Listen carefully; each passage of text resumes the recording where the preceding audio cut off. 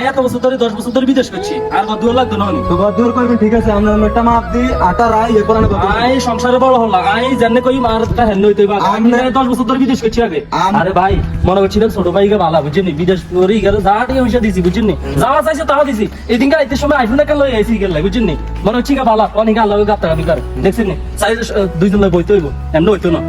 চলেন সাইজ দুইজন চাই আরে ভাই আসসালামু আলাইকুম ভাই ভালো আছেন নি ভাই জানেন তো আই 10 বছর ধরে বিদেশ করে আইছি বুঝছেন আর ছোট ভাই গন আল্লাহকে বেয়াদবি করে বুঝছেন কি আই ঘরে কান উড়িতাম গেছি ঠিক আর ঘর উড়িতে যায় না মানানের কাছে আইছি জায়গা জমি একখানে বেচাতে ভাঙি দেন তুই কোনো চিন্তা করিস তুই এত বছর বিদেশ করি তুই ঘর উঠে দিয়ে তিনো আমি আসি তো ভাই উঠে ভাই ছোট ভাই গরে ভালো জানতে মাগে যখন আল্লাহকে বহুত করতাম আসসালামু আলাইকুম নেতা আর তো আনার কাছে যাইতেছি আর ভাইকে জবস্তি করে গদুর করতে আছে অন আইতা আনার কাছে আইছি ঠিক আছে